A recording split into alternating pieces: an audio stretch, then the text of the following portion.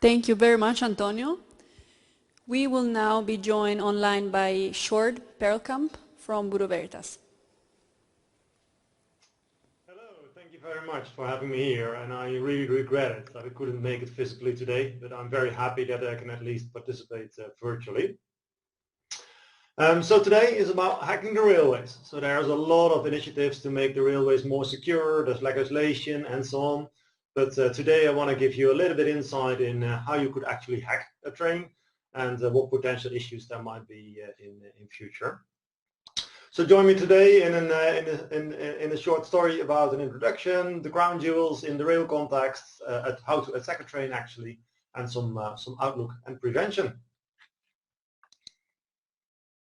Unfortunately, I'm not there today. However, my colleague Max Veenstra is in the audience today, so maybe he can wave to everybody of you. So if you have any remaining questions, you know how to approach and who to approach.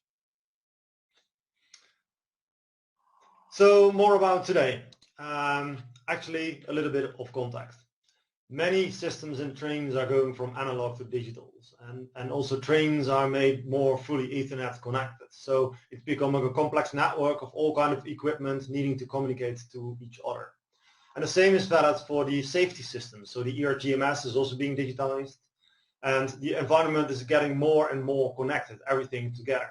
So it's not only a train by themselves, but the train is also communicating to the track. The trains are communicating to each other. They are communicating to central systems. And there's more IT in the trains as well for informing the passengers and so on and so on. So it's getting more and more complex. And for sure, railways and trains are part of country's critical infrastructure. So if something goes wrong, it can really have some societal impact, I would say. And if you look back a little bit, and with the help of Inisa, I have a small overview over here.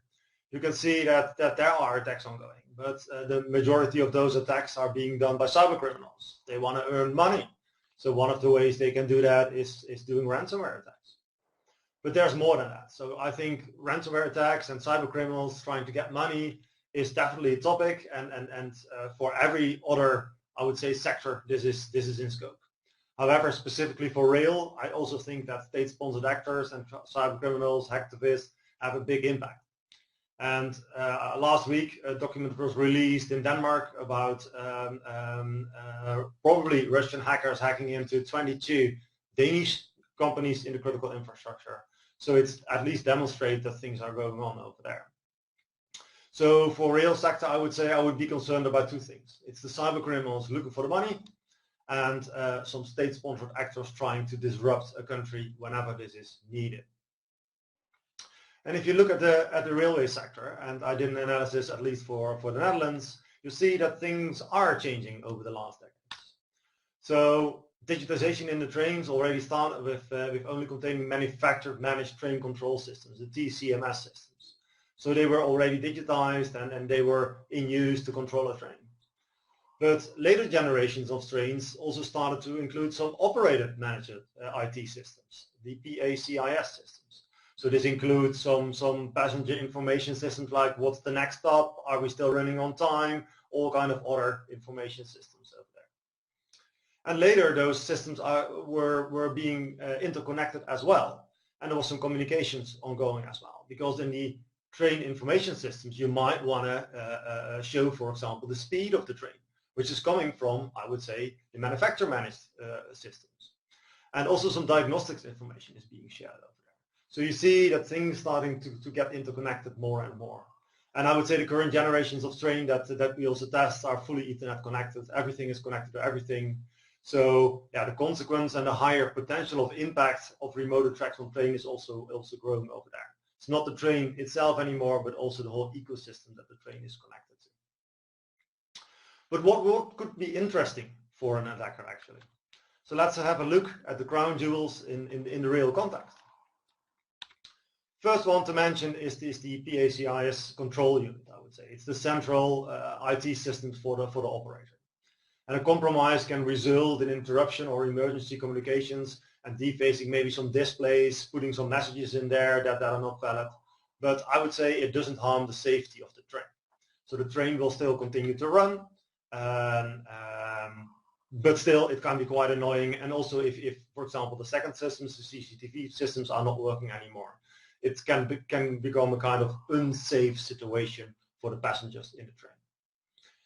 The third system is really the core of the train, I would say, the TCMS systems, and they are always, as far as we have seen it, segregated from the other systems. But still there is interconnection necessary sometimes. So those TCMS networks, they contain various systems from the manufacturer and the vendors, and a compromise can result in control over a train. So it can be the doors, the brakes, all these kind of components that can be controlled over that network segment. So how would we actually attack a train? There are several ways to get access to a train. First of all, from outside the train, of course. So you want to get access from there. Secondly, you can try to get access from within a train, for example, via the public Wi-Fi network that is available over there. And in the end, as an attacker, you really want to do more than one single train. So you try to get inter-train communications or maybe communication to the central systems. So those three perspectives are quite important, I think, whenever you do a kind of threat model of your train environment, if your train network. So look outside in, look inside into your train, and look into communication into inter-train. One of the things that hit the news, and I think everybody here in the audience should be aware of it, was the attack on rail in Poland. So the main target was unencrypted and unauthenticated communications between some transmitters and the train themselves. It was in August this year, and some radio signals were used to trigger an emergency stop function of surrounding trains. So by emulating that radio signal, it was possible to stop trains, having impact actually on the critical infrastructure. So that is some lessons learned, I would say, and especially from the outside-in perspective, this is a very good example. So the attackers are outside of the train, but they can influence systems within the train. The second one, inside the train, is more or less related to Wi-Fi, for example. So insufficient segmentation could result in access to the operator systems. So make sure that your Wi-Fi is fully separated from all the other systems in your train. But still, like I said, consequences are limited, in my opinion. And it's easy to prevent also with network segregation and some filtering. However, within a train, there are also maintenance panels and other kind of direct connections, and I will come to that later on as well. Because another inside attack, I would say, is move laterally from CCTV and TCMS to the TCMS systems. So what we have seen in practice is that those cameras in the train are also connected to a central network. And although they are separated from the Wi-Fi, they give access to more systems than you could get via the Wi-Fi. So for us, unmounting a CCTV camera, trying to get access to the network behind it, might be a very valid entry into further systems into a train. But several measures can be taken, of course. You can harden those systems, you can strict traffic filtering between those networks and at least isolate CCTV from all the other networks. But you can also do a lot of monitoring. Anomaly-based detection is very, very efficient way to do that because the traffic within those networks is quite stable. Certain systems are always communicated to certain systems. Certain commands are always happening, but some other commands are never happening. So if you see any anomalies in this traffic, it's easy to spot an attacker as soon as possible. But in the end, we want to have more impact. And then you see that, that there are several ways from within the train to also immediately get access to the TCMS system. And one of those examples could be, depending on the architecture of your train, for example, the toilets, the bathrooms. And those bathrooms are also requiring some automation. There are some programmable logic controllers in there that steer and monitor the water tap, trying to get rid of your waste, and so on and so on. And those systems are connected and are often connected to central systems like the TCMS because it's seen as a kind of OT. Which also means that if you're already inside the train, you might get access to a maintenance panel at the bathrooms. And yeah, depending on the network segmentation and the anomaly-based detection, it might be a very good way into the internal networks of the train. And there's another thing. Because of privacy, there are no cameras in those bathrooms. So locking yourself up in a bathroom, trying to unscrew some maintenance panels and accessing the train over there might be a very valid point getting access to the train networks. Then the last category, the inter-train interconnectivity. One of the goals of an attacker, I would say, would be not only hack one train, but try to get from that single train to more impact on multiple trains. So always verify how those trains communicate to central systems and whether there is a kind of data diode or whatever in place to make sure that only information from the trains go to the central station and only central systems, and only the information that is really required gets back to put it through the train as well. And make sure that you cannot break out of that single train and impact central systems, and from those central systems impact other trains, because that will enlarge the scope and the impact of a successful hack. And for sure, each train needs to communicate to central systems, but also more and more individual trains could communicate directly to other trains to indicate that they're coming from behind, the speed that they are, etc., etc. So all those new digitizations and these kind of things could introduce new attack points for hackers actually. So some potential root causes about those attacks. First of all, I would say flat network or permissive filtering is one of the root causes that we can successfully hack trains. Depending on the vendor, depending on the operator, more or less measures are being taken. Second thing is that there is often lack of anomaly-based detection. So if you are a successful hacker, the probability of getting caught is still relatively low. So this is definitely an area where we could improve as a kind of sector. And the third thing is default passwords, insecure vulnerable services, and so on those central systems still exist. And for sure, a train needs to run for 10, 15, 20, 30 years, and you can't update all those services permanently, because there's also some safety regulations that certain software is certified and so on and so on. So you can't make changes without doing recertification, retesting, and so on and so on. So network segmentation and detection are definitely quite important, and compensating controls for the fact that certain systems will remain vulnerable. So make sure that you can't access actually those type of services as a hacker. So if you look a little bit further, what could be some outlook and some prevention? First of all, what I already mentioned is a train that is once state of the art right now with modern IT in it, it will age. So already keep in mind the life cycle of trains. So whenever you develop something, you implement something, think about it. Is it still maintained in 5 years? Could it introduce new risks over there? Devices will become outdated.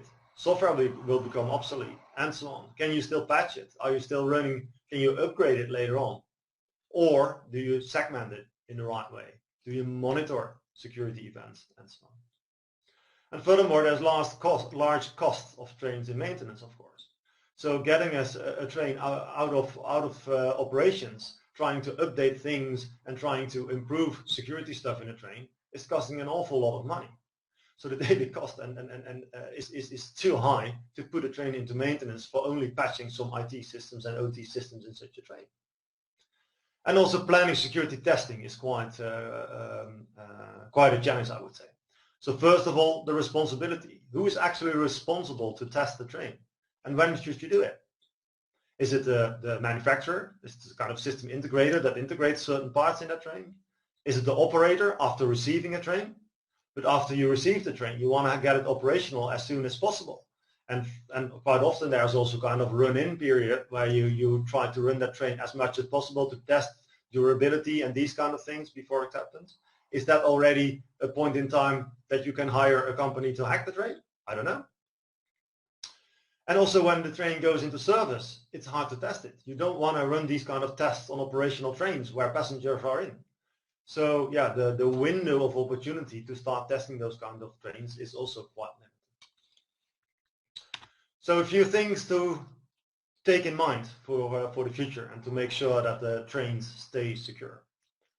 First of all, if you are going to build or order new trains, make sure that you include cybersecurity in the initial specifications. there are a lot of requirements that you can put in yourself, but there are also some standards that are quite relevant and important. One of them is the 50701, of course, in the railway sector, but also more broad practices like the IEC 62443 are very, very relevant in here. So you can either certify components, or if you're an integrator or an operator, you can request actually your manufacturer to only use components that are certified against an IEC 62443, for example. But it's not only about components, but you can also certify complete systems. That's also part of the IEC 62443. Second step is in the design. So cybersecurity should really be included as part of the design of a train. So start to do threat modeling exercises in the beginning. So given the design that you already have in mind, invite somebody and ask, hey, what kind of scenarios do you see as security potential? Third step after design is for sure testing. Trains are tested during their factory acceptance test or site acceptance test by security experts and independent parties. Make sure that you already mitigate all the issues that you didn't identify before. But if you identify the issues only at this stage, I would say, of the process, you're already way late, and it's hard to change certain things. So the sooner you do these kind of tests and design reviews, the less money it will cost to take mitigating actions. And step 4, of course, also existing trains are still a risk. So trains that were developed 5 years ago and already had, I would say, a lot of digitization and connections in there, were maybe not designed yet with security in mind. The world was different at that point in time. So at least make sure you focus on segmentation and detection on those kind of situations.